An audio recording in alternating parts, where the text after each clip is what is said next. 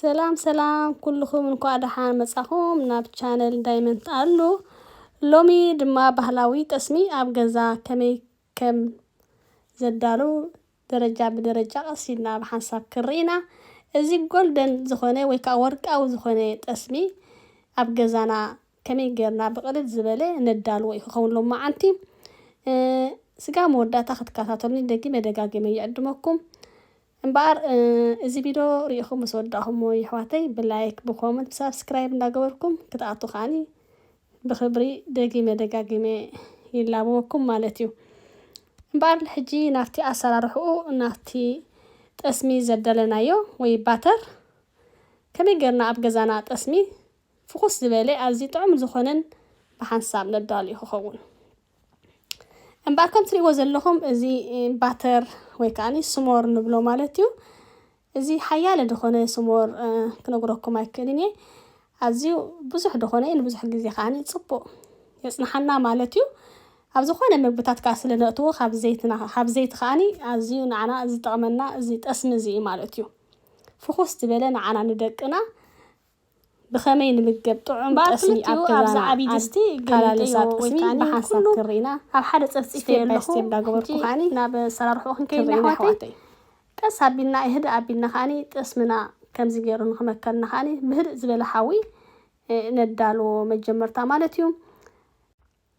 እምበር ምስ ሰኽተትናዮ ስጋ ብዝሓቀልና ክነፍልሖ ኢና ማለት እዩ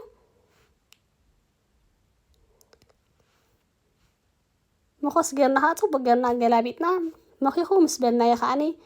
ክነውርዶ ኢና ምስ ዝሓለ ከዓኒ ኣዝዩ ዝሑል ማይ ዝኾነ ወይ ከዓ በረድ ጌርና ወይ ከዓ ዝሑል ማይ ጌርና ሓደ ኩባያ ማይ ከእትወሉ እዚ ዘዳልዎ ዘለኹ ናይ ምሸት እዩ ኣብ ፍሪጅ ክሓድር እዩ ንፅባሒታ ክምለሰኩም እየ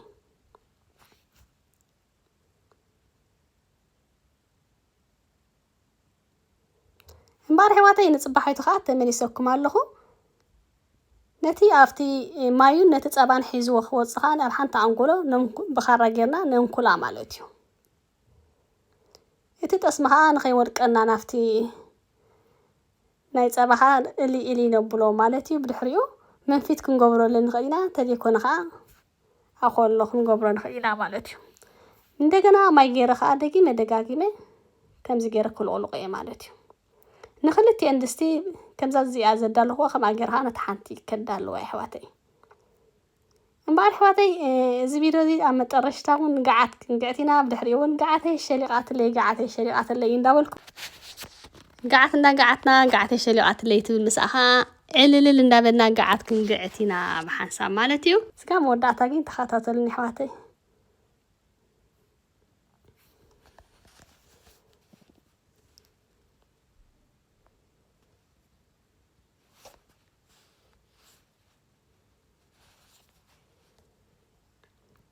እምበር ሕዋተይ ሕጂ ፀሪዩ ምስ በልኩ ከዓኒ ፅቡቅ ገይሩ ክፈልሓልና ምእንቲ ሕጂ መኾስ እንዳገበርና ወይ ከዓኒ ማንካ እንዳገበርና ከነፍልሖ ኢና ዝጠስምና ኣብ ህድእ ዝበለ መጀመርታ ዓውኮ ብለ ድሕሪኡ ግን ክህደኦ እየ ነዚ ትሪእዎ ዘለኹም ከምዚ ጌርና ክሓቀልና ከዓኒ ማንካ ጌርና ከነኹሶ ኢና ንጠስምና ዘድልየና ኣስቤዛ ከዓኒ ከም ትሪእዎ ዘለኹም ኣብ ዓኸ ክቆልዎ እየ ስጋ ቀይሕ ድብል ብጣዕሚ ጎልደን ስጋ ዝኾነልና ክንቆልዎ ኣለና ኣዝዩ ጥዑም ጨና ክህልወልና ምእንቲ ኣዝዩ ሓዊ ክንህርሞ ኣለና ኣብ ዓኸ ብድሕሪኡ ሽጉርቲ 4 ሽጉርቲ ዓካር ኦርጋን ዝኾነ ቀይሕ ሽጉርቲ ኣዳልየ ኣለኹ ብድሕሪኡ ፃዕዳ ሽጉርቲ ሓደ ጥማር ፃዕዳ ሽጉርቲ እውን ቀሪፈ ጀፊዐ ኣለኹ ማለት እዩ ከምዚ ከለኹ ብድሕሪኡ ቀመም ናይ ኤርትራ ከዓ ኣለኒ ማለት እዩ እምበር ማሽን ናይ ቡን ጌርና ነብዓኸይ ጥሒነዮ ኣለኹ ሕዋተይ ሕጂ እዚ ሽጉርቲ እዚ ንኽልቲኡ ድስቲ መቃቒለ ከእትዎ እየ ሓንቲ ክነግረከን ዝኽእል ግን ምስ ፈሪሑ ምስ በልናዮ እቲ ጋዝና ክነትሕቶ ኣለና ናብ ገፅና ዓፍ ኢሉ ወይ ናብ ከይፈሰና ምእንቲ ክነትሕቶ ኣለና እምበር ሕጂ ናብ ሽጉርቲ ቀዳማይ ሽጉርቲ ኢና ክነእትዎ ዘለና መጀመርታ ቀስ ኣቢልና ክንጅምሮ ኣለና ትሪኦ ኣለኽን ሓፍ ኢሉን ላዕሊ ዓፍ ስለ ዝብል ማለት እዩ ሕጂ ክንጥንቀቕ ኣለና ደቅና ይኹን ንዓና እውን ክንጥንቀቕ ኣለና ኩሉ ግዜ ክሽነ ጠስሚ ክንክልስ ከለና ነፃ ኮይና ደቅና ኣብ ዘይብሉ ክንክልስ ኣለና ኣሕዋተይ ንምንታይ ቆልዑት ውዑያት ስለ ዝኾኑ ዝኾነ ነገር ከይፈወሶም ገለ ብጣዕሚ ክንጥንቀቕ ኣለና ወይ ከዓኒ ኣቦኦም ክሕዘልና ኣለዎ ወይ ከዓ ክድቁስ ኣለዎም ኣብ ነፃ ድኾንናሉ ክሽነ ጠስምና ተኸለስና ተመራፂ ይብል እምበር ካብዚ ኣብዓኸ ንክልቴን ማዕረ ገይረ ከዓኒ እቲ ዘለዎ ክመቓቐለን እየ ማለት እዩ እዚ ጠስሚ እዚ ኣከላልሳ ብህድእ ዝበለ ወይ ከዓኒ ብቀመማት እውን ውሕድ ዝበለ ብትእዛዝ ዝተዳለወ ጠስሚ ይሕዋትና ሓራሳት ክኾና ኽእላ ስራሕ ክኾና ኽእላ ብጥዕና ክኾና ኽእላ ኣብ ገዛ ዝእዛና ኣሕዋተይ ከዓ ብኸምዚ ኣብ ገዛና የዳልወለን ማለት እዩ ካብዚ ቀመም እዚ ከዓ ናይ ኤርትራ ቀመም እዩ ካብኡ ከዓኒ ክልተ ማንካ በዝነ ሻሂ ክገብረሉ እየ እዚ ጠስሚ እዚ ንዓና ይኹን ንደቅና ዝኸውን ፍኹስ ዝበለ ብሓንሳብ ከነዳሉ ኣዝዩ ጋዝና ኣትሒትና ከዓ ሽጉርትና ስጋብ በሲሉ ዝብሎ ጎልድ ዝኸውን ከዓኒ ቀስ እንዳበልኩ ክንከታተሎ ኣለና ማለት እዩ ና ቀስ ኣቢልና ኣዝዩ ጥዑም ድኾነ ከይሓረረኸ በለ ፅቡቅ ድኾነ ሕብሪ የለው ድኾነ ሕብሪ ስጋብ ድኾነልና ወይ ከዓ ጎልድ ስጋብ ድኸውን ቀስ እንዳበልና ከምዚ ገርና ከነኹሰይና እንዳገለበጥና ማለት እዩ እምበር ኩሉ ግዜ እቲ ሽጉርቲ እንዳፈልሐ መስከረ እንዳቀይሐ ስለ ዝኸይድ ንኸይሓረረና ከዓኒ ይኣኽሎ ምስ በልናዮ ከምዚ ጎልደን ዓይነት ምስ ኮነ እቲ ሽጉርቲ ከዓኒ ነውፅኦ ማለት እዩ ንምንቲ ነቲ ጠስምና ዝሓረረ ከይጠመና ይኣኽሎ ምስ በልና ከምዚ ሕብሪ እዚ ምስ ኮነና መንፊት ገርና ከዓኒ ንዘቆ ማለት እዩ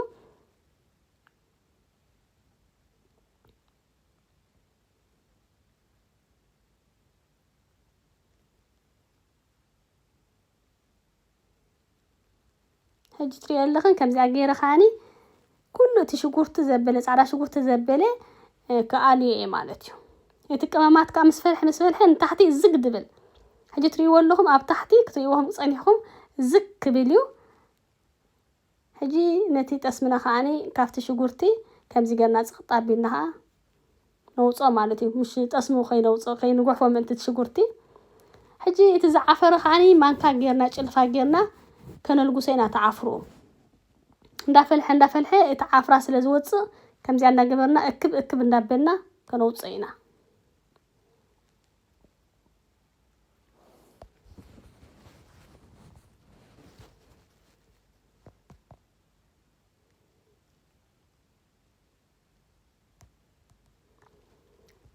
ሕብሩ ከዓኒ ወርቃዊ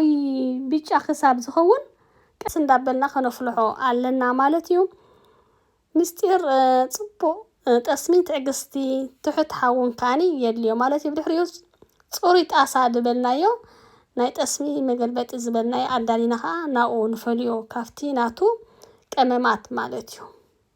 ኣብ ጥርሙዝ ክመልኦ እየ ማለት እዩ እዚ ሕጂ ብዙሕ ስለ ዝኾነ ነዚ ዝኣክል ጠራሙ ስለዚ የለ ከምዚ ገይረ ኮፍ ምስ ኣበልኳ ምስ ረግዐ ከዓኒ ንክወስድዎም ከዓ ንዖም ኣይሽገሩን እዮም ክዝሕል እዩ ምዝሓለ እውን ኣዝዩ ርግእ ክብለና ኣዝዩ ፅቡቅ ዝኾነ ወርቃዊ ዝኾነ ሕብሪ ክኾነልና እዩ ክርአና ከዓ ብሓንሳብ ኮይና ማለት እዩ እምበር ከምዚ ገይረ ፍልይ ኣቢለን ማዕኮር ምስ ረኣናዮ ከዓኒ ናይቲ ቀመማት ኣብ ታሕቲ ተሪፉሎ ከምዚ ይመስል ምስ ኣዳለናዮ ምስ ከሊስና ምስ ወዳእና ማለት እዩ መዛሓሊ ከዓኒ ነዚ ይመስል ጠስምና ኣዝዩ ወርቃዊ ዝኾነ ሕብሪ ኣዝዩ ንኽትሪኦ ዘብህገካ በቃ ዓይንኻሲ እንታይ ዝራራ በቃ እዚ ባህላዊ ትራዲሽናል ዝኾነ ጠስሚና ኩሉ ግዜ ኣብ ገዛና ክህልወና ዝኽእል ሃፍታም ዝኾነ ባህርያዊ ጠስምና ከዓ ትራዲሽናል ማለት እዩ ጠስሚ ማለት እዩ ቀዳም እምበር ኣሕዋተይ እዚ ሽታ እዚ ኣዝዩ ሃገገግ ዝብል ኣዝዩ ክነግረኩም ኣይክእልን እየ ብጣዕሚ ጥዑም ዝኾነ ሽታ ዝሓዘ ጠስሚ እምበር ኣሕዋተይ እቲ ጠስሚ ተዳለወ ብኸምዚ ኣዳሊና ኣለና ወርቃዊ ዝኾነ ሕብሪ ተመልከቱ እዚ ይመስል እዚ ወርቃዊ ጠስምና ማለት እዩ ሓደ ካብኡ ሎማዓንቲ ንዕኡ ነዚ ጠስምና መጥዓሚ ንዓና እውን ንቁርሲ እውን ትኸውን ገዓት ምስኣ ከነዳሉ ኢና ማለት እዩ ገዓት ንማንም ሰብ ኣይጠፍኦን እዩ ብዛዕባ ገዓት እውን ኣውሪደልክን ኣለኹ ኣሕዋተይ እንታይ ዓይነት ኣነ ሕሩጭ ይጥቀም ኣዝዩ ናይ ሃብረ ወይ ከዓ ናይ ቆስቲ ድብል ሕሩጭ ናይዚ ተሓመሰ ኣዳልየልክን ኣለኹ ከመይ ዝበለ ቪድዮ ትራዲሽናል ዝኾነ ገዓት ኣዝዩ ንጥዕናና ጠቃሚ ንዓና ይኹን ደቅና ይኹን ዝብል ሒዘልክን ቅድሚ 3 መዓልቲ ኸውን ወሪዱሎ ማለት እዩ ኣተንካ ኣሕዋተይ ክትሪኦ ኣዝዩ ጠቃሚ ክኸውን ንዓኻትክን ክጠቅመክን ኢለ ብዛዕባ ናይ ገዓትን ሕሩጭ እንታይ ይጥቀም ከዓኒ ኣቁለክን ኣሕዋተይ ኣተን ክትሪኦ ከዓኒ ደጊመ ደጋጊመ ላበወክን ማለት እዩ እምበኣር ኣሕዋተይ ሕጂ ምስኣ ትኸይድ ከዓኒ ገዓት ጎኒ ጎና ካፍቲ ቀዳማይ ዝኸለስናዮ ንጥቀመሉ ባህላዊ ትራዲሽናል ዝኾነ ገዓት ጠስምና ባህላዊ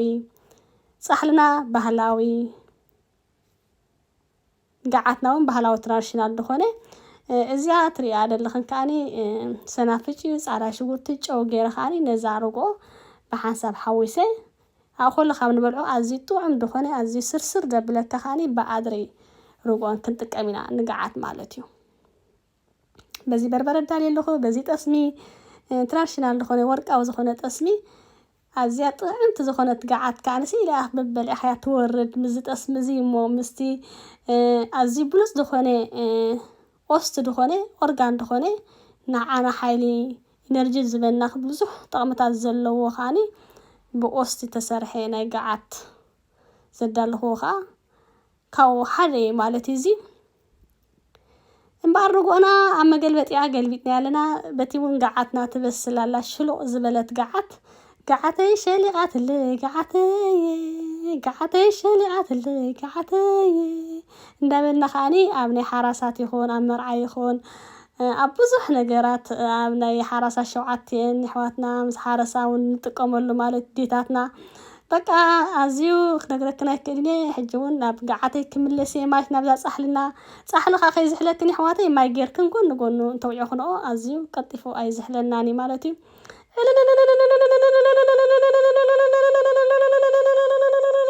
እንዳበልና ከዓ ኣብ ብዙሕ ግዜ ኣብ ሓጎስ ንጥቀመሉ ዕልልታ ከዓ ንእሽተይ ካብቲ ኣነ ዝፈትዎ ኣብ ዝኾነ ዕልል ይብል እሞኒ ምዛ ገዓትና ትኸይድ ተኾይና ከዓኒ ዕልል ከዓ ብጣዕሚ እየ ዝፈቱ ደስ ይድብለኒ ዕልል ክብል ከለኹ ከምዚ ብላግፂ ጀሚሩ ሕጂ ግን ኣዝየ ብጣዕሚ እየ ዝዕልል ክዕልል ከለኹ ነዊሕ እየ ዝዕልል እሞ ምናልባት ተፈቲሑ ኣሕዋተይ ክዕልለልክን እየ ንእሽተይ ምዛ ገዓትና ትኸይድ ማለት እዩ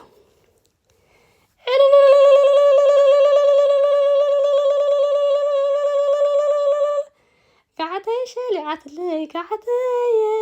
ገዓተይ ሸሊቓትለይ ገዓተይ